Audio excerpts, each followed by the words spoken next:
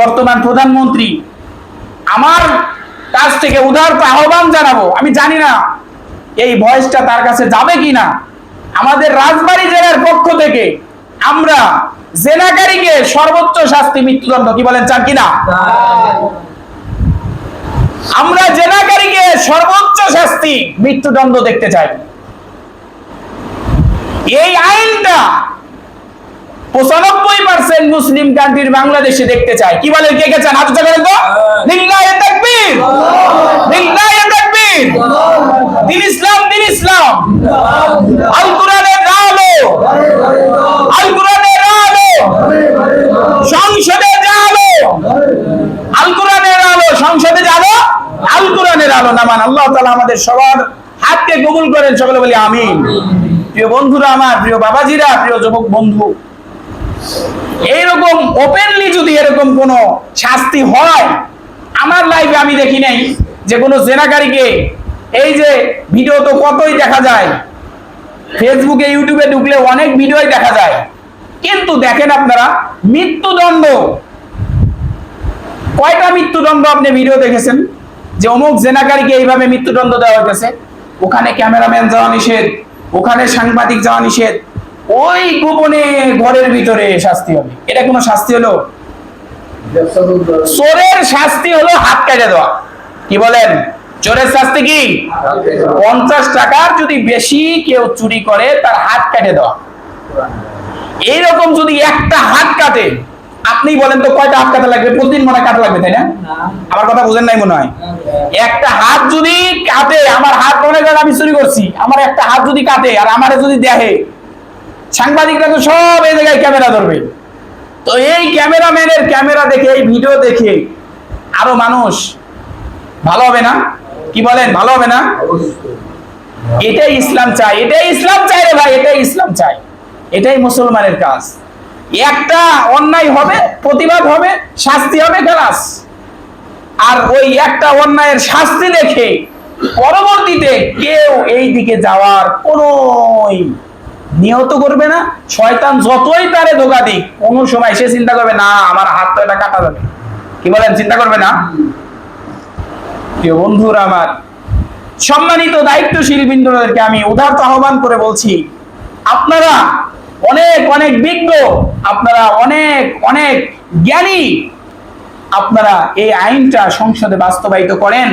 জেনাকারীর শাস্তি মৃত্যুদণ্ড। জেনাকারীর শাস্তি কি? জেনাকারীর শাস্তি কি? মৃত্যুদণ্ড। বিশেষ করে যাদের বউ থাকা অবস্থায়ও এইভাবে জিনা করে একটা সন্তানকে মেরে ফেলবে, আরে ভাই, যার সন্তানটা হারাইছে সেই বুঝের যন্ত্রণা। সে কি বলছে জানেন? সে বলছে কি, আমি এই রাষ্ট্রের কাছে বিচার চাই না। কেন কইছে এই কথাটা? বলছে কেন বলেন তো? মানে অনেক বিচার পাইছে, এই জন্যই কইছে মনে হয়। হাদি হত্যার বিচার হয়েছে? হয় নাই। এর আগে আরো কত মানুষ এরকম হইলো, বিচার হয়েছে কোনো? এই আল্লাহর বান্দা জানে, রামিসার আপু জানে যে এই খামোখা বিচার চাল আপনার বিচার হবে না। ওই যে আসামি কিন্তু ধরা হয়েছে, আসামি ধরা হয়েছে, ওই থানায় কত মানুষ গেছে, তারপরেও রায় হবে, রায় হবে। ওই হত্যা করে মাইরে ফেলাইছে, মেয়েটার অবস্থা 12টা কবরে চলে গেছে, এমনও রায় হবে, রায় হবে, রায় হবে, সংবাদ দিতেছে রায় হবে, মানে খালি বুঝাইতেছে। বিচার কিন্তু হয়ে যেতেছে, একজন মার্ডার আর ওইদিকে বিচার হবে, রায় হবে, বিচার হবে, রায় হবে। বর্তমান যারা দায়িত্বশীল আছেন, আপনাদেরকে ভালোবাসি, সম্মান করি, দোয়া করি, আপনারা আপনাদের দায়িত্বগুলো ভালোভাবে আদায় করেন। আপনারা জানেন কি না, কিছুদিন আগে এক যুবক এক জেনাকারীকে একদম সঙ্গে সার করে ফেলছে, একদম জায়গায় হত্যা করে ফেলছে। এখন বলতে পারেন কে সে আইন হাতে নিল কেন? সে আইন যে কেন হাতে নিছে একটু চিন্তা করে দেখেন। আপনি তো ভাত খান, আমিও ভাত খাই। সে আইনটা কেন হাতে তুলে নিছে? বলতেছে সে সবার কাছে যে আমাকে ফাঁসি দেন, আমার মৃত্যু হোক, কিন্তু আমি একজন জেনাকারীকে তো হত্যা করছি, আমার মরা একদিন আসবে, আমি মরে গেলাম, কিন্তু একজন পাক্কা জেনাকারী যে, তাকে আইনের হাতে দিয়ে সম্মানের সাথে হেলমেট পরায়া জেলে ভালোভাবে শ্বশুর বাড়ির মতো না রাখে তাকে আমি একদম কতল করে দিচ্ছি শালাস। এটা করছে কেন বলেন তো? এটা করছে এই কারণেই, কারণ বর্তমান যেই ব্যবস্থা, যেই মানে বিচার আচারের যে অবস্থা, সে দেখছে যে আমি যদি ধরাই দিই সর্বোচ্চ 1 মাস 5 মাস পরে চলে আসবে, আবার ওর কাজ কুকর্ম শুরু করে দিবে। অতএব আমি তাকে একদম খালাস করে দিই। আল্লাহ তাআলা আমাদেরকে বিশেষ করে দায়িত্বশীলদেরকে বোঝার তৌফিক দান করেন, সকলে বলি আমিন। আসসালামু আলাইকুম ওয়া রাহমাতুল্লাহি ওয়া বারাকাতুহু। أعوذ بالله من الشيطان الرجيم. بسم الله الرحمن الرحيم. نمتعهم قليلا ثم نضطرهم إلى عذاب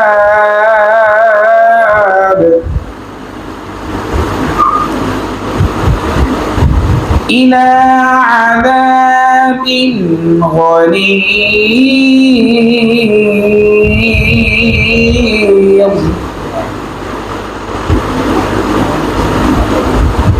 إن الله وملائكته يصلون على النبي. وقال رسول الله صلى الله عليه وسلم: المسلم من سلم المسلمون من لسانه ويده. إن الله وملائكته يصلون على النبي. يا أيها الذين آمنوا صلوا عليه وسلموا تسليما. সকল জিকির করে লা ইলাহা ইল্লাল্লাহ, লা ইলাহা ইল্লাল্লাহ, লা ইলাহা ইল্লাল্লাহ, লা ইলাহা ইল্লাল্লাহ, লা ইলাহা ইল্লাল্লাহ, লা ইলাহা ইল্লাল্লাহ, লা ইলাহা ইল্লাল্লাহ, লা ইলাহা ইল্লাল্লাহ, লা ইলাহা ইল্লাল্লাহ। সবাই লা ইলাহা ইল্লাল্লাহ, লা ইলাহা ইল্লাল্লাহ, লা ইলাহা ইল্লাল্লাহ, লা ইলাহা ইল্লাল্লাহ, লা ইলাহা ইল্লাল্লাহ, লা ইলাহা ইল্লাল্লাহ, লা ইলাহা ইল্লাল্লাহ, লা ইলাহা ইল্লাল্লাহ।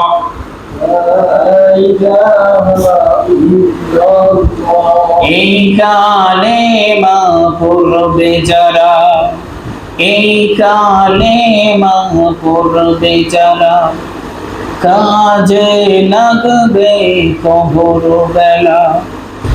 এই কালেমার রৌশনীতে কবর হবে উজালা।